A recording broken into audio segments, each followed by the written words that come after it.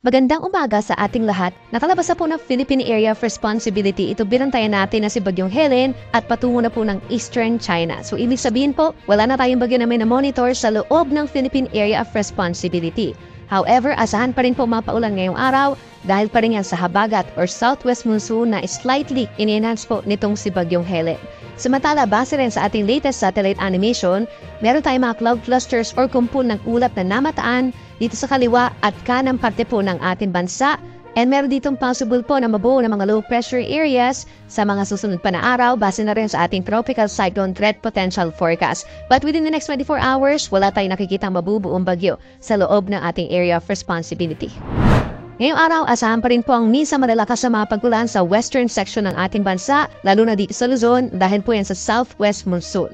As early as this morning, meron na tayong yellow warning dito po sa mga probinsya ng Zambales and Bataan. Paminsan-minsan malalakas po na paulan na mararanasan po dyan. Kaya't mag-ingat sa mga posibleng pagbaha at pagguho ng lupa.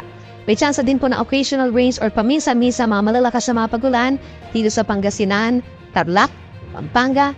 Dito rin po sa bahagi po ng Occidental Mindoro and Northern Palawan dahil yan sa southwest monsoon, habang may mga kalat-kalat na ulan and thunderstorms pa dito sa natitirang bahagi ng Ilocos Region, Abra, Benguet, bahagi dito sa may Nueva Ecija, Bulacan, Metro Manila, Rizal, pababa ng Cavite, Batangas, Oriental Mindoro at lalawigan po ng Romblon. Sa ating mga kababayan po sa Palawan, lalo na sa may northern portion, asahan pa rin po ang pamisa-misa malakas na ulan dahil po yan sa southwest monsoon pa rin. At dito sa may western Visayas, pinakamaapektuhan po itong mga areas po ng Antique and Iloilo, kalat-kalat na ulan and thunderstorms. Sa naditirang bahagi ng Panay Island plus Negros Island region, asahan naman yung bahagyang pagbuti ng panahon at mababawasan ng bahagya yung mga pag-ulan natin, habang sa may central and eastern portions of Visayas, fair weather conditions ang iiral or madalas magiging maaraw, nasasamahan lamang mga pulupulong pagulan or pagkidlat, pagkulog lalo na sa hapon. At sa ating mga kababayan po sa Mindanao, makakaranas pa rin po ng maaraw na panahon ng maraming lugar except dito sa may areas ng Caraga region. As early as this morning, meron mga chance po na mga saglit na pag-uulan. Dahil pa rin po sa pag-ihip ng habagat, meron pa rin tayong gale warning or matataas sa mga alo dito po sa western seaboards ng Luzon. Asahan nyo hanggang 4.5 meters sa western coast of Pangasinan, gayon din sa Zambales, western Bataan, gayon din sa northwestern coast of Occidental Mindoro at western coast of Palawan. Kapag dalang tayong gale warning, pagbabawalan po yung ating mga maliliit na mga seaboats, lalo na po yung ating mga kababayan na nangingisda. Habang sa natitirang baybayin pa rin ng ating bansa, asahan ngayong araw ang 1 hanggang 3 metrong taas na mga pag-alon.